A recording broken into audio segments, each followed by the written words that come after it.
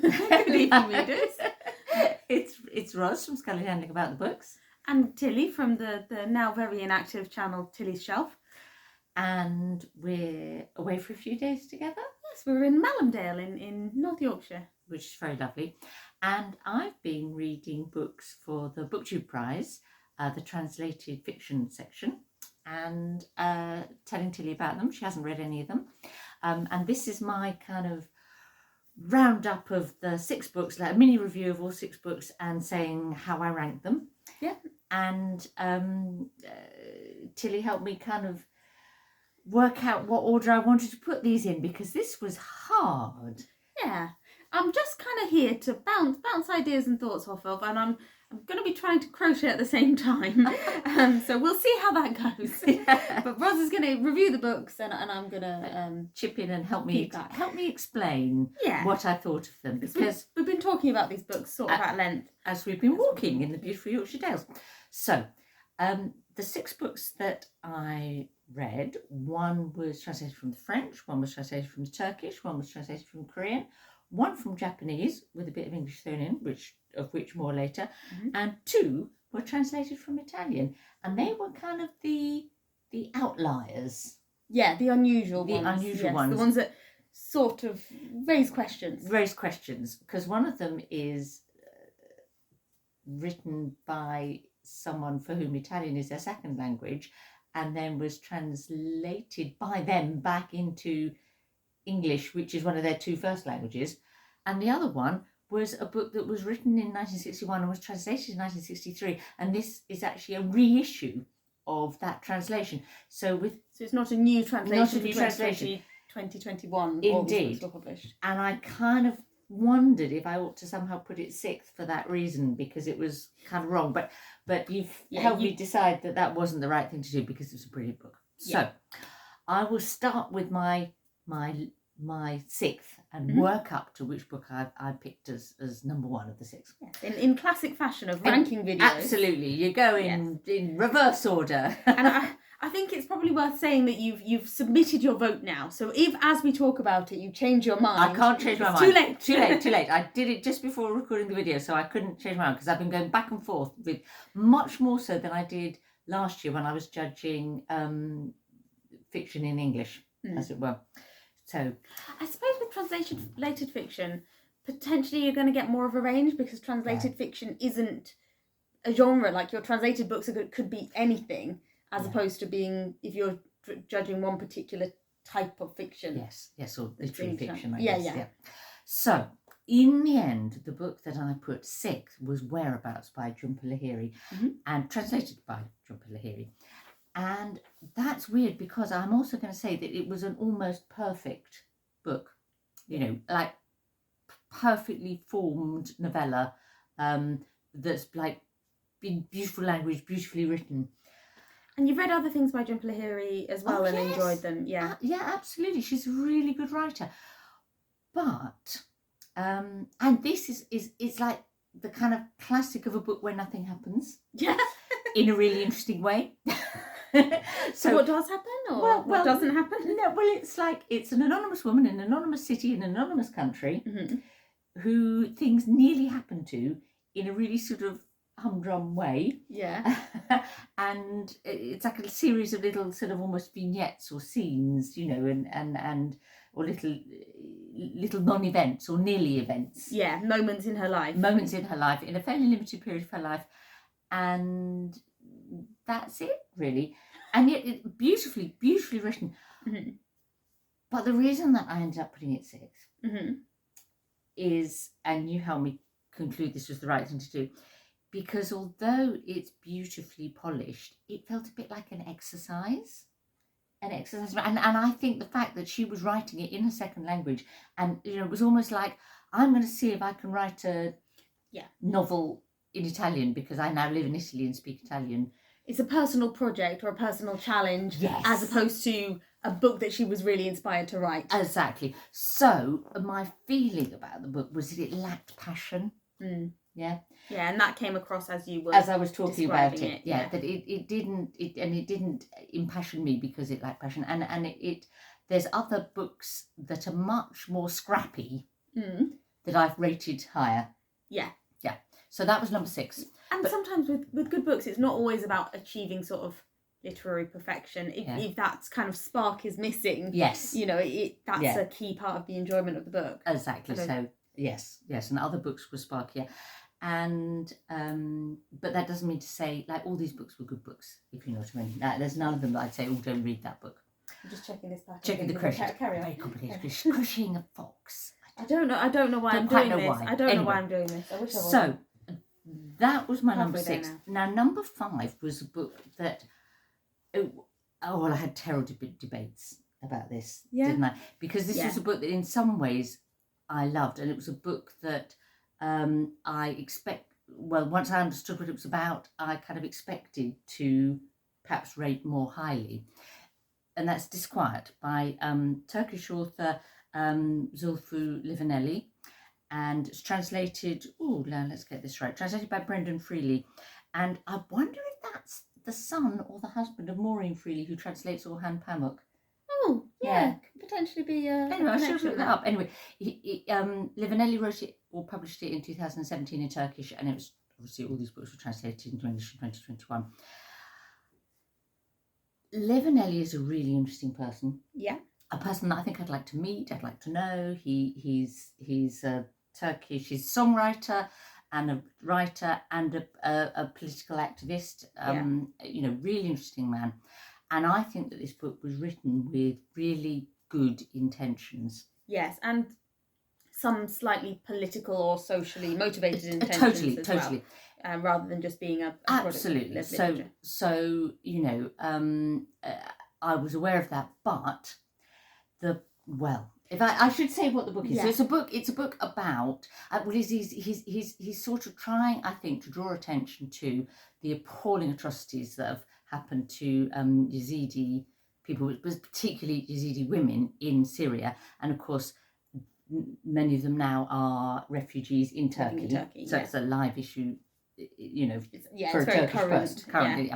And the book is about a man who's a journalist who's from the sort of part of Turkey that is just near the Syrian border, but who's moved to Istanbul and lived his life in Istanbul, and then a friend that he was at school with, he hears that he's been murdered in Germany, but this has something to do with something that happened to him back in their hometown. So he goes back to his hometown to sort of investigate what happened with his friend and why this, what the story is. So there's one of the nice things about the book is almost like a sort of thriller-like sort of detective-y bit of him trying to unpick what happened, which has like a brilliant premise, and one that when you say that, I think I definitely would want to read that. Absolutely. And the reason that his friend was killed was essentially because he'd adopted the cause of this young Yazidi woman. Let me get her name right. Meleknaz, who was in a refugee. His friend was working in refugee camps or supporting refugee camps, and met Meleknaz and sort of fell in love with her and threw over his Turkish fiancé because he wanted to marry Meleknaz. So he brought Meleknaz to live with his mother, who hated her because there's a lot of prejudice against Yazidi people amongst Turkish people as well, as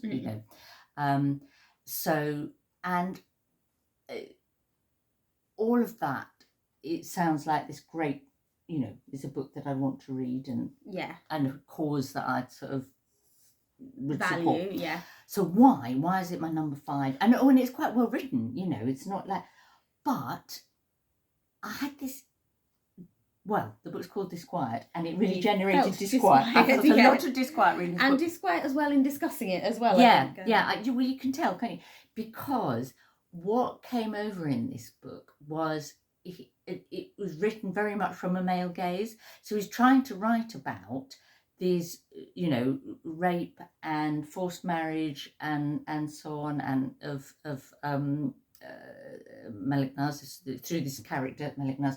But we never get to know her. It's all about his friend and him, and he kind of obsesses about her and is almost like stalking her trying to find her, and I think, and like a bit of me is thinking, oh well, as a man maybe you can't write from the perspective.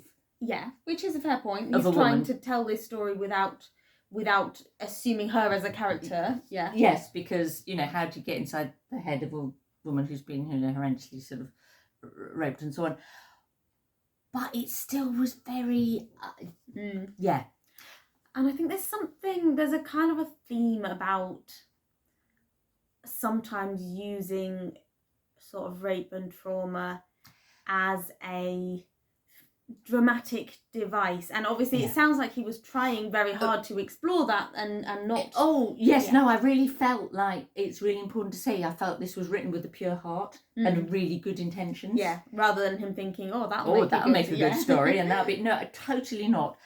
But yeah, so that's why it's number 5. Yeah, even though it's really interesting and worth reading. Good in other ways. Yeah. So that's number 5. And I suppose like he would have to balance it better by either giving her more of a voice at the end, or maybe having some. Well, and actually, the story ends just as you're about to hear her. Ah, yeah, interesting. Yeah. But anyway, there we go. So, number 4 was another book that was written with quite political intent, I would say, and that's "Tomorrow They Won't Dare to Murder Us" by yes, quite a title, isn't it? By Joseph Andras, or Joseph Andras, I guess.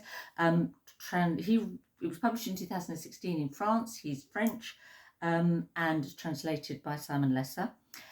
Now, the content of this book was, again, this was written with a kind of political purpose, I think. Right.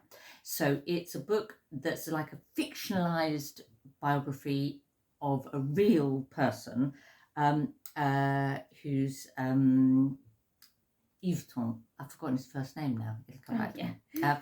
Fernand. And he was a Algerian of European origin, so French origin, who was the only kind of like French Algerian rather than Algerian to be executed because of his role in the Algerian War of Independence, the Algerian Revolution. And so he's telling his story. Right. And it's really interesting structure, because it starts at what Anton did was he set a bomb to go off in the factory where he worked, and his intention was that it would be a dramatic event, but it wouldn't kill anybody. Yeah. But he's betrayed, and the bomb never goes off, and no one is killed, nothing happens, but he's put through this. He's imprisoned, tortured, put through this sort of farce of a trial, and is executed. And the beginning of the novel is this very intense sort of, or in the moment sort of description of him setting the bomb and then being arrested and interrogated, tortured. So dramatic beginning. Very dramatic beginning. Then it moves to a sort of dual narrative of how he met his wife when he was in France because he had TB. So he was sent there for medical treatment, and a very sort of it's like a love story, but also how he became radical. It's understanding the story how of his he journey. came to be someone who would set a bomb like that. And those two sort of, and then we have the prison story. He's in prison, and one of the nicest bits about the book, actually, no, nice is the wrong word for this book. Yeah, I was going to say, so it's a torture, you're being in prison. and the torture is really very, almost too vividly described. Quite graphic in a way. Quite graphic, yeah. Commented on that not being your but his relationship with his cellmates is one of the sort of quite tender thing about the book. And are his cellmates Algerian? Yeah, as opposed to French Algerian. Absolutely. Yeah. And in a sense, they're kind of like criminals rather than independence fighters. But they're kind of quite appreciative of his the fact that he wanted to take. I suppose, but yeah. So it's very interesting story, good structure, well written. A bit of uneven in style. Yeah. And and when you're not sure if that's the original or the translation. Yeah, and it is impossible to tell and unless you can't tell unless you polish up your French and read reading something in French. But when we were talking about that earlier on, you said I don't think I enjoyed it that much that I would want to read it again. Struggle to read it in French. So and it is a little bit clunky at times in trying to make sure that you understand the Algerian political and historical context and the dreadful thing, and and how many Algerians were being executed, and there's a degree of exposition that was needed. But... That was to make sure you understood, but actually you could maybe trust your readers to go and Google a bit, So, but a good book and one that I would say or do read. If you know what I mean. When did you say it was originally written? 2016, and it was fairly recent. Big book in France. Won the Prix Goncourt, that sort of thing. Yeah.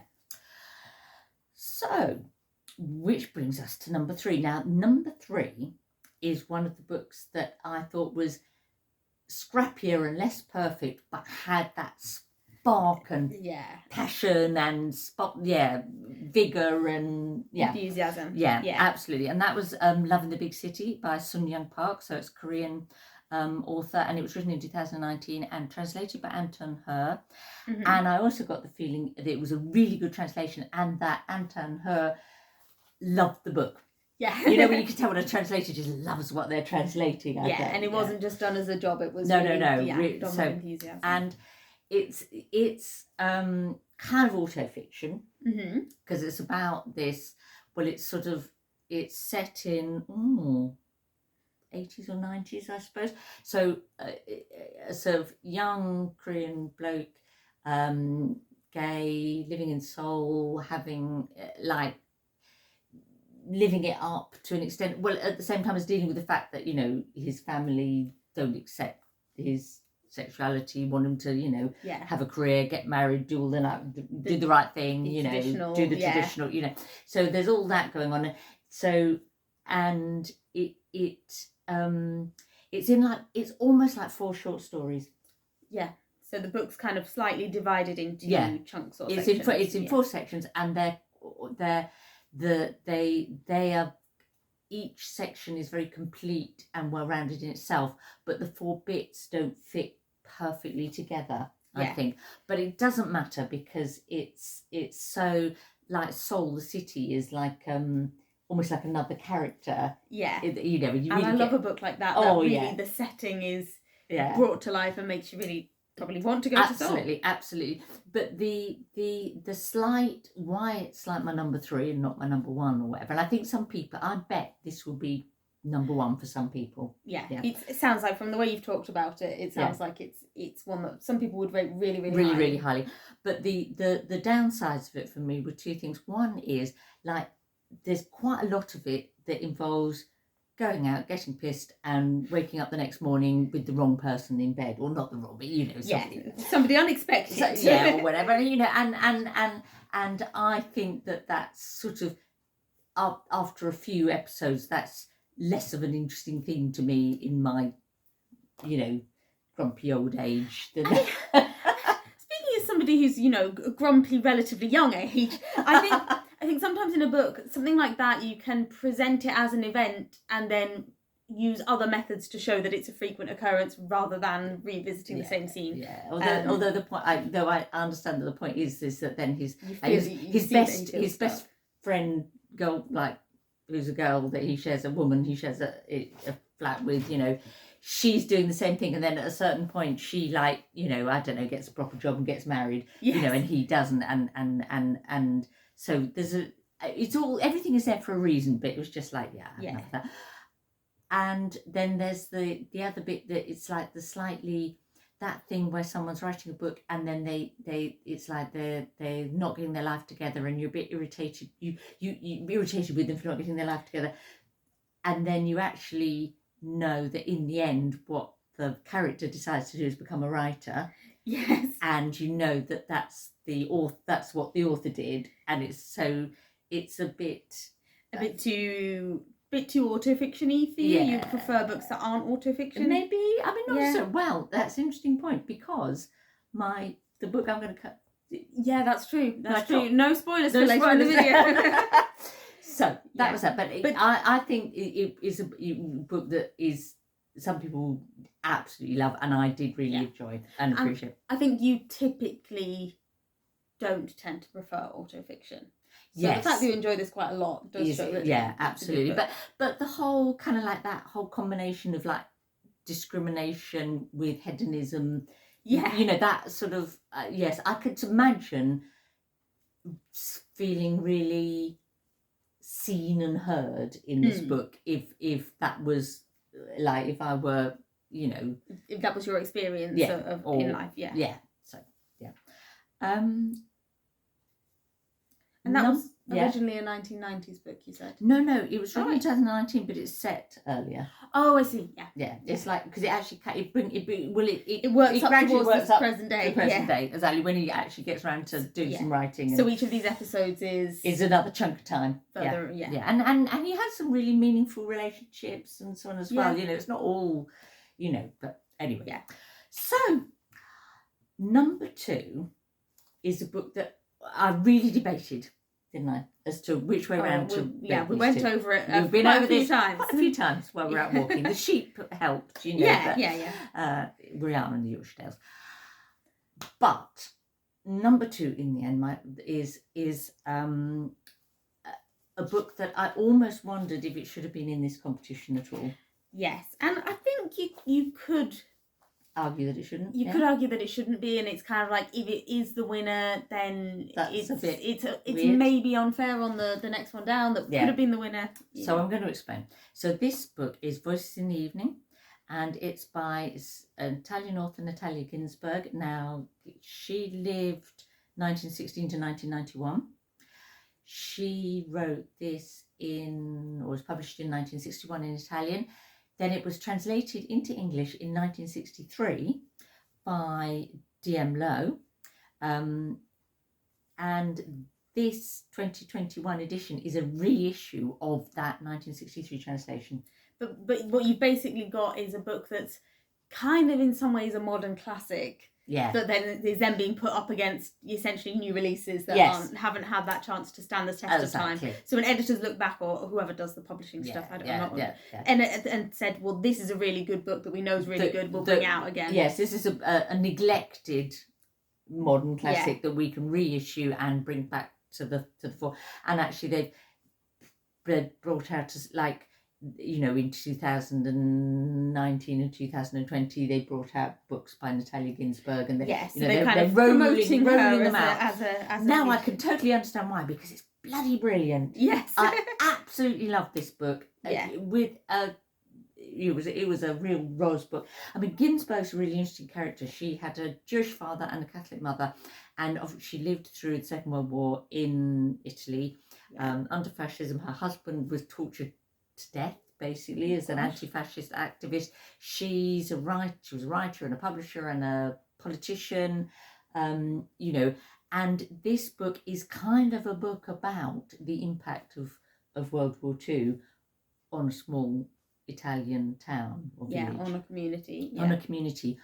But it's one of those, well, I think I described it to you as, it's one of those books that talks about the big events, the macro picture, through going right down into little personal detail, and like a family like the micro. The micro. It does the macro through the micro. So it's this family and different family members and the little humdrum details of their lives and their relationships, and looking back to, you know, who, you know, they own a factory, and then the factory manager, who's like the sort of like becomes like a family friend almost, but he was a fascist in the war, and then someone else was a communist, and you know how that all plays, and one went off to be a partisan, how that all kind of plays out, how the community navigates all of these factions playing together in their routines. A small close-knit place, everyone knows everyone. So and beautifully written and understated and great dialogue, and read this book,